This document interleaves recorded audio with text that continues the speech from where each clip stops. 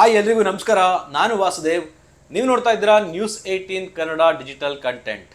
IPL final match ನೋಡೋದಕ್ಕೆ ನಾವೆಲ್ಲ ಬಹಳ ಕುತೂಹಲದಿಂದ ಕಾಯ್ತಾ ಇದೀವಿ. ಯಾಕಪ್ಪ ಅಂತಂದ್ರೆ ಈ ಸಾರಿ ಕೂಡ RCB ಫೈನಲ್ಗೆ ಹೋಗಿದೆ. ಅದ್ರ ಜೊತೆಗೆ ನಿನ್ನೆ RR ವಿರುದ್ಧ ಗೆದ್ದಂತಹ GT ಮತ್ತೆ ಫೈನಲ್ನಲ್ಲಿ ಮುಖಾಮುಖಿ ಆಗ್ತಿದೆ.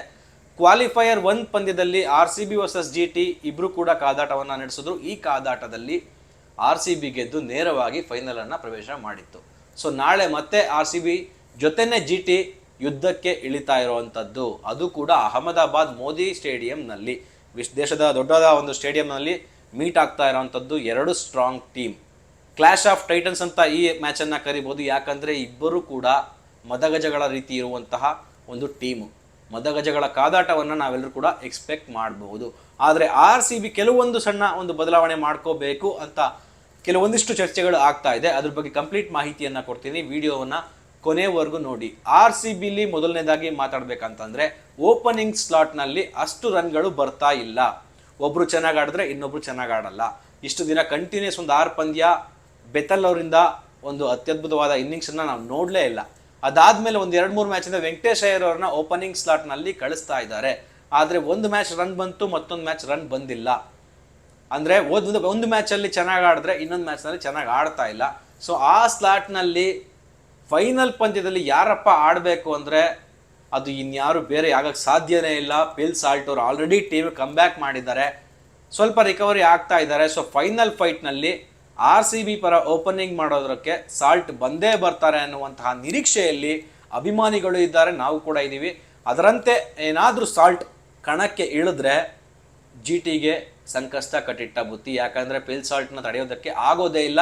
ಅದು ಫೈನಲ್ ಪ್ಲೇ ಆಫ್ ಹಂತದಲ್ಲಿ ಅವ್ರನ್ನ ಕಟ್ಟಾಕೋದು ತುಂಬ ಕಷ್ಟದ ಒಂದು ಕೆಲಸ. ಅಂದರೆ ಯಾವುದೇ ರೀತಿಯ ಬೋಲ್ಗಳನ್ನು ಫೇಸ್ ಮಾಡಿ ರನ್ಸ್ಗಳನ್ನು ತೊಗೊಂಬರ್ತಾರೆ. ಅವ್ರ ಜೊತೆ ವಿರಾಟ್ ಕೊಹ್ಲಿ ಅವರು ಕೂಡ ಏನಾದರೂ ಫೈನಲ್ನಲ್ಲಿ ಸಾಥ್ ಕೊಟ್ಟರೆ 250+ ಸ್ಕೋರನ್ನು ನಾವು ಎಕ್ಸ್ಪೆಕ್ಟ್ ಮಾಡಬಹುದು. ಬಟ್ ಪಿಚ್ ಯಾವ ರೀತಿ ಇದೆ ಅಂತ ಇನ್ನೂ ಕೂಡ ಗೊತ್ತಿಲ್ಲ. ಅದ್ರ ಬಗ್ಗೆ ಮಾಹಿತಿ ಕೊಡಬೇಕು. ಅಂದರೆ ಸ್ಪಿನ್ ಕನ್ವರ್ಟ್ ಮಾಡಿದಾರಾ, ಫಾಸ್ಟಿಂಗ್ ಮಾಡಿದಾರಾ ಇನ್ನೂ ಗೊತ್ತಿಲ್ಲ. ಅದು ಯಾವ ರೀತಿ ಆಗ್ತಾ ಇದೆ ಅನ್ನೋದನ್ನು ಮತ್ತೆ ಮಾಹಿತಿಯನ್ನು ಕೊಡ್ತೀವಿ. ಬಟ್ ಯೂಶ್ವಲಿ ನೋಡೋಕೆ ಹೋದರೆ ಇವರಿಬ್ಬರು ಓಪನಿಂಗ್ ಜೋಡಿ ಚೆನ್ನಾಗಿ ಬಂತು ಅಂತ ಅಂದರೆ RCBನ ಒಂದು ಒಳ್ಳೆ ಸ್ಕೋರಿಗೆ ತೊಗೊಂಡು ಹೋಗೋದ್ರಲ್ಲಿ ಪ್ರಮುಖ ಪಾತ್ರವನ್ನು ಸಾಲ್ಟ್ ಆ್ಯಂಡ್ ವಿರಾಟ್ ಕೊಹ್ಲಿ ಅವರು ವಹಿಸ್ಕೊಳ್ತಾರೆ ಅಂತ ನಿರೀಕ್ಷೆ ಮಾಡಲಾಗಿದೆ. ಇನ್ನು ಅದರ ನಂತರ ಬರುವಂತಹ ದೇವದತ್ ಪಡಿಕ್ಕಲ್ ಬಗ್ಗೆ ಹೇಳೋದೇ ಬೇಡ. ಈ ಸೀಸನ್ನಲ್ಲಿ RCB ಪರ ಯಾರಾದರೂ ಕನ್ಸಿಸ್ಟೆನ್ಸಿಯಿಂದ ಆಡ್ತಾ ಇದ್ದಾರೆ ಅಂದರೆ ಮೊದಲಿಗೆ ಇರುವಂತಹ ವ್ಯಕ್ತಿ ದೇವದತ್ ಪಡಿಕ್ಕಲ್. RCBಯಲ್ಲವರು ಮುಂಚೆ ಇದ್ದಾಗ ಆಡ್ತಿದ್ದ ಒಂದು ಆಟ ಏನಿತ್ತು, ಈಗ ಇರುವ ಆಟವನ್ನು ನೋಡಿದ್ರೆ ನಿಜವಾಗ್ಲೂ ಖುಷಿಯಾಗುವಂಥ ವಿಚಾರ. ಅತ್ಯದ್ಭುತವಾದ ಇನ್ನಿಂಗ್ಸ್ಗಳನ್ನು ಕೊಟ್ಟು RCB ಸ್ಕೋರ್ ಹೆಚ್ಚಿಸುವಲ್ಲಿ ಪ್ರಮುಖ ಪಾತ್ರವನ್ನು ದೇವದತ್ ಪಡಿಕ್ಕಲ್ ಅವರು ವಹಿಸಿದ್ದಾರೆ. ಇನ್ನು ಅದರ ನಂತರ ಬರುವಂತಹ ಪಟಿದಾರ್ ಇರ್ಬೋದು. ಕಳೆದ ಪಂದ್ಯದಲ್ಲಿ ಅಂದರೆ ಕ್ವಾಲಿಫೈಯರ್ 1 ಪಂದ್ಯದಲ್ಲಿ ಪಟಿದಾರ್ ಒಬ್ಬರು ಬ್ಯಾಟ್ಸ್ಮನ್ ಆಗಿ ಜವಾಬ್ದಾರಿಯನ್ನು ನಿರ್ವಹಿಸಲಿಲ್ಲ. ಒಬ್ಬ ಕ್ಯಾಪ್ಟನ್ ಆಗಿ, ಜವಾಬ್ದಾರಿಯುತ ಕ್ಯಾಪ್ಟನ್ ಆಗಿ ಹೇಗೆ ಆಡಬೇಕು ಅನ್ನೋದನ್ನ ತೋರಿಸ್ಕೊಟ್ರು. ಅವರು ಹೊಡೆದಂತಹ ಸ್ಕೋರೇ ನಮಗೆ ಒಂದು ಬಿಗ್ ಒಂದು ರನ್ನಿಗೆ ಕನ್ವರ್ಟ್ ಆಗಿರುವಂಥದ್ದು. ಅದೇ ರೀತಿಯ ಇನ್ನಿಂಗ್ಸನ್ನು ನಾವೆಲ್ಲರೂ ಕೂಡ ನಿರೀಕ್ಷೆ ಮಾಡ್ತಾ ಇದ್ದೀವಿ.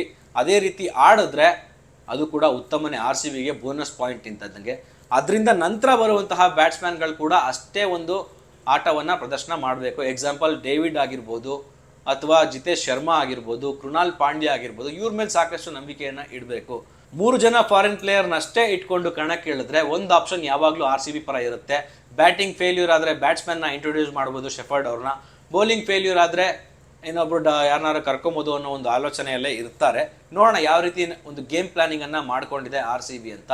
ಬಟ್ ಬೌಲಿಂಗ್ ಲೈನಪ್ಪಲ್ಲಿ ಹೇಸಲ್ವುಡ್, ಡಫಿ ಇದ್ರೆ ತುಂಬ ಹೆಲ್ಪ್ಫುಲ್ ಆಗುತ್ತೆ. ಇಬ್ಬರು ಫಾರಿನ್ ಪ್ಲೇಯರಲ್ಲಿ ಟೀಮ್ ಡೇವಿಡ್ ಅವ್ರನ್ನ ಆಡಿಸಿದ್ರೆ ಚೆನ್ನಾಗಿರುತ್ತೆ.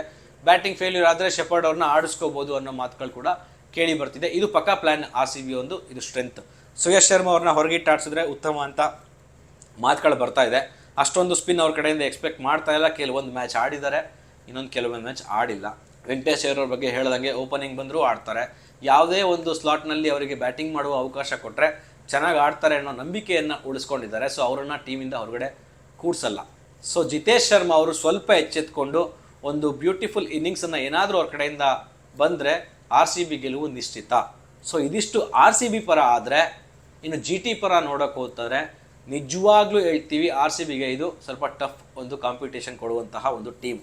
ಯಾಕಂದರೆ ಕ್ವಾಲಿಫೈಯರ್ 1ನಲ್ಲಿ ಸೋತಿದ್ದಾರೆ. ಸೊ ಆ ಒಂದು ಜಿದ್ದನ್ನು ತೀರಿಸ್ಕೊಳ್ಳೋ ಒಂದು ಇದರಲ್ಲಿ ಇರ್ತಾರೆ.